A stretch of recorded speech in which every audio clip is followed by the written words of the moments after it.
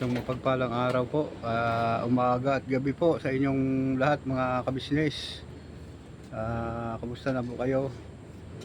Sana po sa oras na ito nasa mabuti po kayong kalagayan mga minamahal namin mga kabisnes. Kakarating ko lang din po dito mga kabisnes kasi may inayos lang po na konting problema sa tungkol po sa family. Yun, dahil po nagkaroon ng problema, kaya binigyan po natin muna ng solusyon mga kabisnes. Kaya hanggang ngayon po hindi po ako nakapasok sila ni Kuya kabisnes. Nung linggo daw po pumunta sila dito, sabi ni tatay. Kakaalis ko lang din po siguro nun mga kabisnes kasi mayroon pong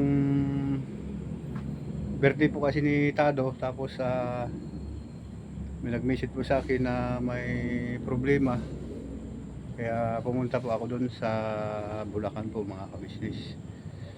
So pasensya na po kayo kuya, ate, at mga kapatid kong kagwang kasi hindi po ako nakakapasok kasi inayos ko po muna yung medyo may kabigatan po yung problema mga kabisnes. Kasi hindi po biro yung problema sa na ano tungkol po sa pamilya mga kabisnes. So yun, at ayun si kuya bibili ng salamat na kuya. Dito tol, Bibili ka? po mga kabisnis. Oo. Ngayon dumating si Gamo eh. Sige kaya. Ano tol, sige tol, kasi hindi mo na ako tol ha. Oo, sige. Titingnan ko muna at sila yung tatay dito. Business.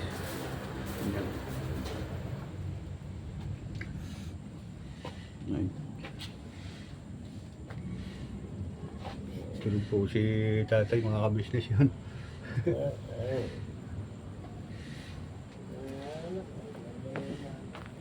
Yan mga kabisnes, tulog po si tatay.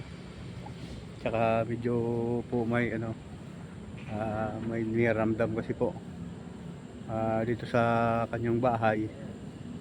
Labas-pasok yung mga tao at ako po hindi na rin ako masyadong pumupunta dito mga kabisnes. Magliban po doon talaga ako, sasadyain ko si tatay na paghatid ko po ng pagkain. Maalis kagad ako kasi masyadong masyadong malala na po yung kalagayan dito sa kay tatay.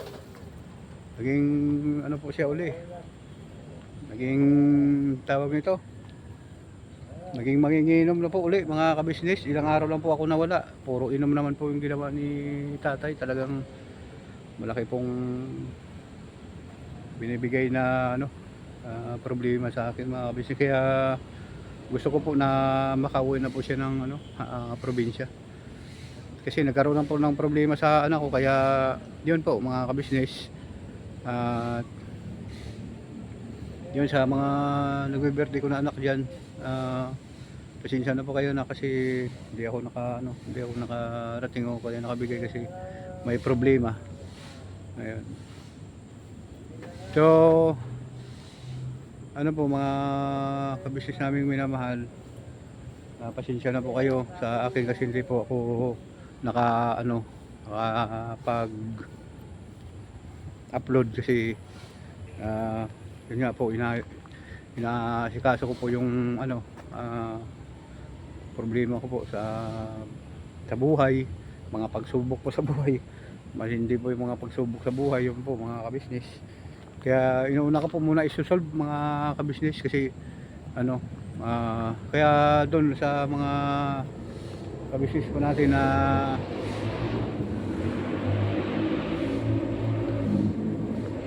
nag-alala po kay tatay at saka sa akin, siyempre po mga kabisnes ito, naghanap ng solusyon sa mga problema mga kabisnes. Pero okay lang po, wag po kayong mag-alala sa amin mga kabisnes kasi sa oras na ito panatag na po yung loob ko kasi natapos ko rin po yung mga problema ko.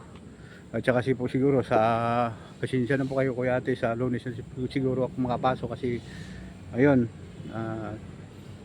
pupunta po ako sa business house at siyempre maghingi konti ng pasensya kay Kuya kasi hindi po ako nakapasok. Pero alam naman po ni Kuya na ganun kasi nag-visit naman po ako na hindi po ako nakamasok kasi may tatapusin po ako na problema. Ayun nga, tungkol din kay tatay na gusto ko rin po siya umuwi para matapos yung ano niya. Kaso lang po, may umuwi po dito na babae po mga kabisnes. At yun daw po ay kung gusto niya daw po siyang pauwiin, eh isasama niya daw po yun. Yan ang sinasabi niya. Dagdag na naman po ang problema ko mga kabisnes. Kaya nasa inyo po, pasya po mga kabisnes kung ano po ang dapat na gagawin ko, ang maganda kong gagawin dito para kay tatay. Kasi kahit po anong sabi ko na magbago, nag-alalay naman po ako sa kanya, lagi po ako nag-alala sa kanya na dapat hindi na siya nagiinom. Yun nga ang request sa akin nung nakaraan na sobrang sama-sama talaga ng pakiramdam niya. Nagpapaalam na siya kung ano ng mga sinasabi niya tungkol doon sa kanyang sarili. Yan pala po ang mga kabisnes doon pala sa ano na yun, parang babae din po pala yung kanyang problema. Sabi ko sa kanya, hindi mo na kaya sarili mo eh. Ayun po, kasi marami din po tayong mga kabisnes na nagsasabi na si tatay hindi na po kaya mga, di ba mga kabisnes. Tapos sinisisi pa po niya ako kasi bakit daw ko siya po bibigyan ng ano ng pamasahe para umuwi. Sabi ko hindi kita bibigyan, ihatid pa kita ng probinsya para maging maayos yung pag-uwi mo. Kasi nag-usap po kami ng kapatid ko na si Inday nga dapat umuwi ka na ng Negros para mayroon pong mag-alaga sa'yo doon kasi makaiwas sa mga bisyo at kung anong uri na anong mga tukso dito sa bahay na ito mga kabisnes. Talagang hindi po siya makakaiwas sa inom kasi hindi ko po alam kung bakit ganun ang kalagayan nito ng bahay ito. Ang daming pumupunta na hindi ko maintindihan. So yun nga po mga kabisnes, ngayon nandito po ako, wala pong pumupunta, pero pagka wala po ako dito mga kabisnes, marami mga pumupunta. Ngayon hindi ko po alam kung anong ano nila. Sabi ko nga dun sa maging kasagutan ko dito na pumunta, hindi ginagawa yung pasyalan tong bahay, hindi naman pasyalan to dito. Sabi ko ganyan, at ito ay pinatira lang silang tatay dito, tsaka hindi naman sa amin to. Dapat hindi kayo pumupunta dito na sa mga ganung na ano na hangarin nyo lang na magtumambay kasi hindi naman tutambayan dito mga kabisnes eh. Tama na din po naman ako, di ba mga kabisnes? Kaya nagkakaroon ako ng kaaway dahil po sa pagpapasok po nila dito sa bahay na ito mga kabisnes. Kaya yun din ang po ang inaano ni tatay na gusto niya rin po umuwi kasi naguguluhan din po siya mga kabisnes. Kaso ito naman yung pumasok ngayon na problema dahil may pumunta dito na babae at sabi niya shoot out niya daw yung mga kabisnes. Tatay talaga hindi po nagbabago mga kabisnes. So yun po, at kung nais nyo pong makita yung babae na sinasabi ko po mga kabisnes, i-ano nyo po,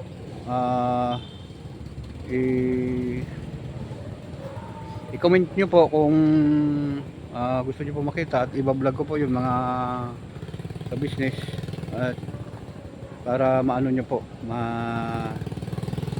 makita nyo po yung babae. Ayan. So yun po, at bukas ng umaga po mga kabisnes na-vlog ko po siya, maipapakilala ko po sa inyo kung alin po yung ano kung alin po yung issue nyo sa kay tatay at mag-comment po kayo sa ilalim at makikita ko po, mababasa ko rin naman po kung ano po ang dapat na gawin ko po sa kanya kasi hanggang po sa ngayon patuloy po rin po siya na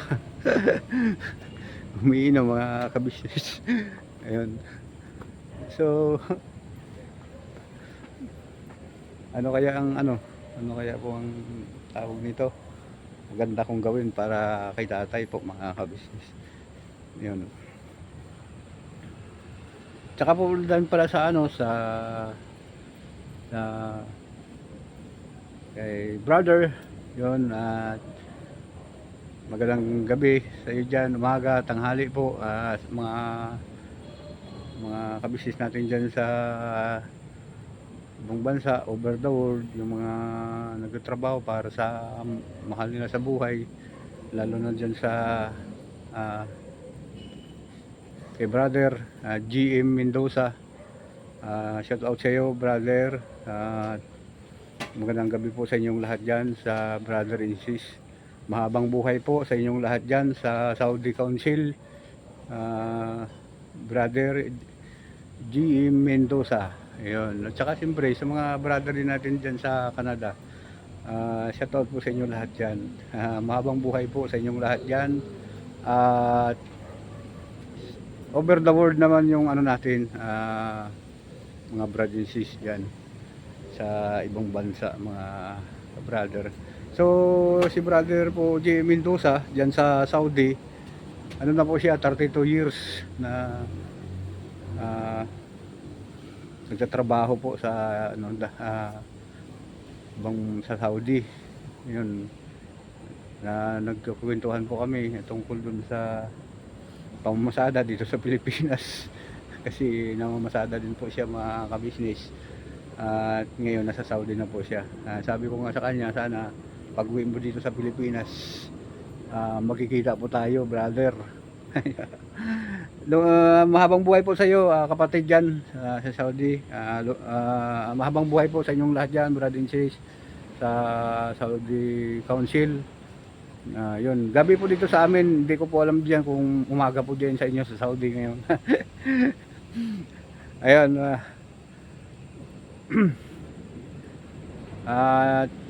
dito sa Pilipinas, nasutsunang gabi po ngayon mga kabisnes. At kakarating ko lang din dito din sa ilang tatay dahil yun, may inisyado na konting problema sa buhay. Ayan. Tapos biyahe naman po para sa ganun may konting income po mga kabisnes. Yun. Kaya nga po humingi po ako ng pamanhin kay ate kuya, kabisnes, mga kapatid yung kagwang, sana huwag kayong magsawa sa akin sa pagmamahal nyo mga kabisnes. Diba? At tiwala nyo po sa akin mga kabisnes, ingatan ko po yun. Pasensya na po kasi uli dahil hindi yun nga po, hindi ako nakapag-upload, medyo may katagalan kasi po medyo talaga ang problema, malalim ngayon, parang dahil po sa po siguro sa inyong mga kabisnes, mga kapapi, tumitibay po yung mga pagsubok, kaya kaya ko po yung mga pagsubok sa buhay dahil sa marami po kayong nagmamahal sa akin. Yun. Thank you very much po sa tiwala niyo po at sa suporta. Kaya inuna ko po muna mga kabisnes yung medyo may kabigatan na problema sa sarili ko lang naman. At siyempre hindi natin pabayaan kahit na po sabihin mo na malalaki na po sila, hindi ko rin po matiis na mag-isip, mawala ng tawag concentrate sa trabaho dahil po naisip ko pa rin po sila. Kaya inuna ko po yung pagsub sa problema po mga kabisnes. Pasensya na po kayo kahit na paulit-ulit po ako nagsasalita. Pasensyahin nyo na lang po kasi ganoon din talaga pag medyo may edad na, paulit-ulit minsan ang salita kasi may lahi din po. Ulianin ba po ang tawag noon? Joke lang po. Ayun. So sana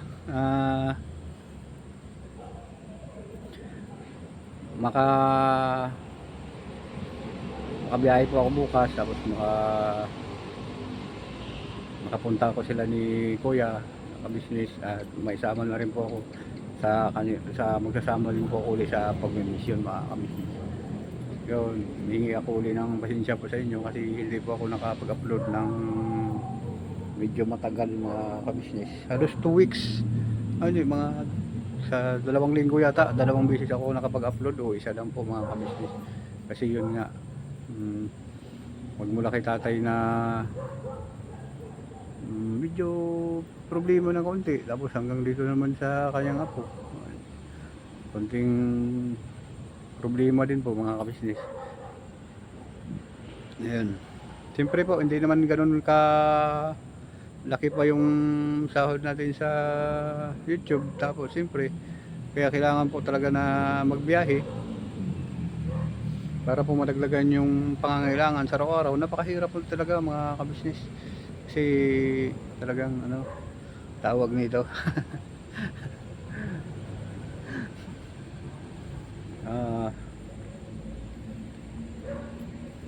karga talagang karga sa sarili na. Kasi kung sa akin lang po mga ka-business, wala naman ako dapat problemahin kasi sarili ko lang naman po eh.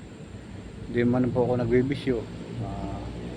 Ang hilig ko lang naman yung basketball, yun sa kaibigan ko dyan, sa mga kasama ko sa laro sa basketball, yun, kay J-Lo, shout out sa iyo brother, love you sa iyo. Sana mapanood mo to. At san ka man, sana mag-ingat ka lagi sa trabaho at God bless sa buong pamilya mo.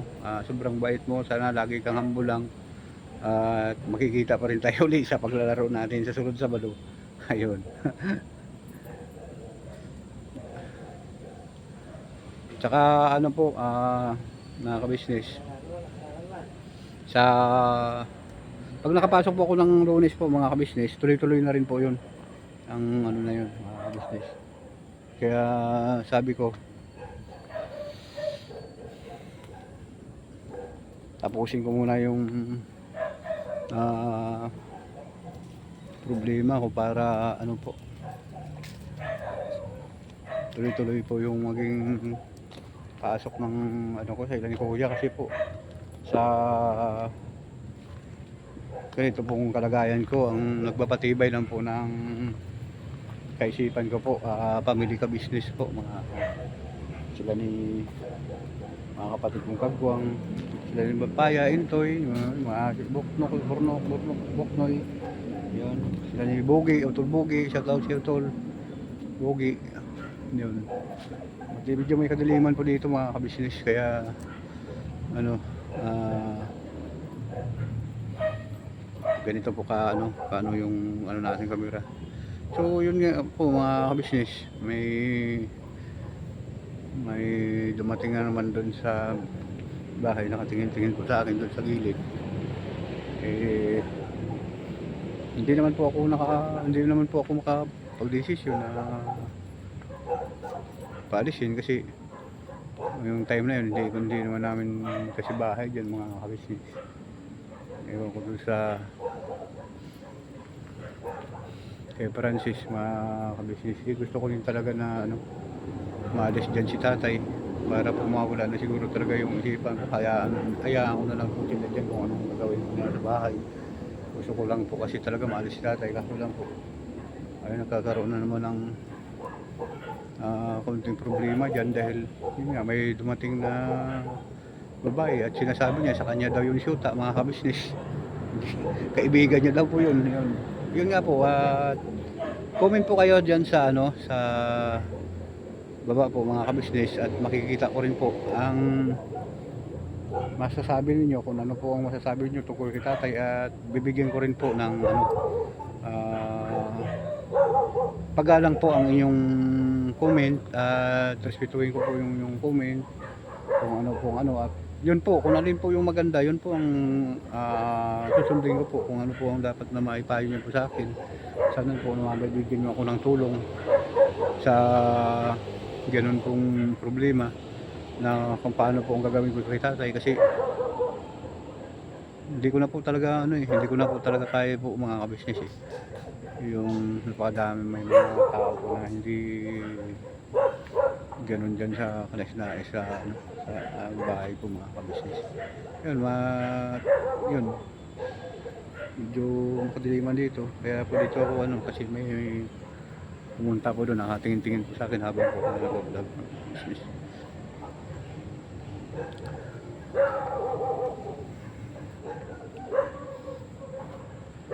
Dito po, labasan po ito sa bago po pumasok sila tatay, medyo may kadaliman lang po.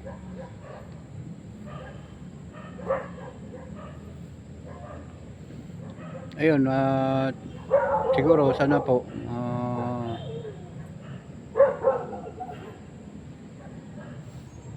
mabigyan niyo po ako ng payo mga kabisnes kung ano po ang dapat kong gawin dito sa problema ko, kasi po alam niyo naman po tayo, ako pala mga kabisnes, medyo kapos tayo dun sa kalaman sa anong bagay, kasi yun nga po, humihingi po ako ng ano sa inyo, yung payo kung ano po ang dapat gawin, at kung ano po ang maging resulta sa ganitong ano problema mga kabisnes. Sana maintindihan niyo po ako at maunawaan niyo po ako mga kabisnes, dahil po sa oras na ito marami rin po pa rin po akong iniisip na mga bagay. Nawawala lang po yung mga problema ko mga kabisnes pag nakapasok po ako sa kanila ni kuya, ni ate kabisnes, na makikita ko yung mga kapatid kong kagwang, masasaya sila, saka yung maitutulungan po namin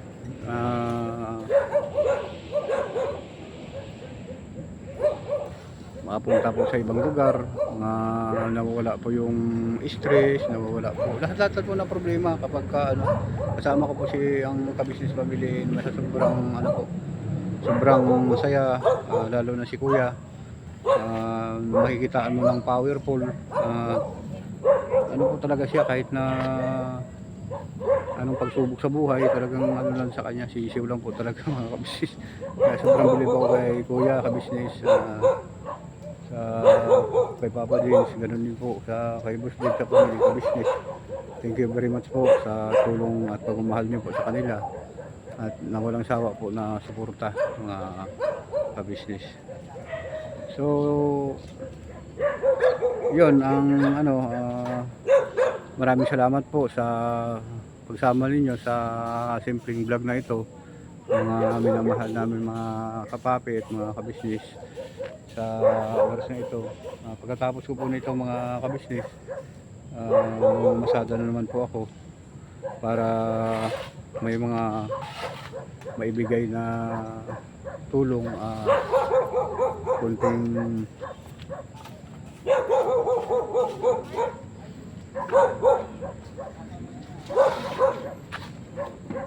pagkain sa kinabukasan kay tatay mga kabisnes, tapos bago ako makapasok sa ilang kuya. Pero siguro mga kabisnes, kung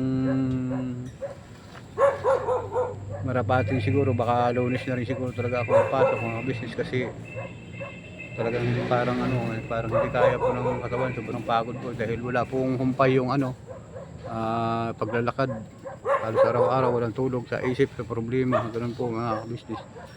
So hanggang dito na lang po siguro mga kapapi, mga kabisnes, ang simpleng vlog na ito. Sana po yung mga kahilingan ko po sa inyo, sa paghingi ko po ng payo at tulong sa inyo, at saka maraming salamat din sa tulong at suporta ninyo sa akin mga minamahal na mga kabisnes, sa walang sawang suporta sa pamilya ko, dun sa kitatay, kung ano po ang kanyang kalagayan, kinukumusta nyo po. Yun, thank you very much po sa inyo sa kay Lucana. Yan.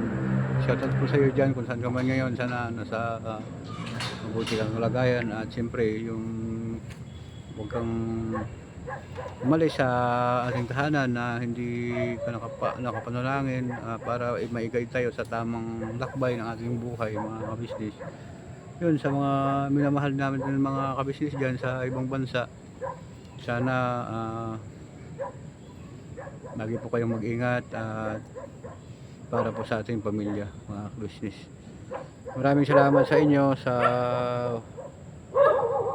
tulong at suporta po ninyo sa inyong pagmamahal sa mga kapatid ng Kagwang, kay Papa Dins.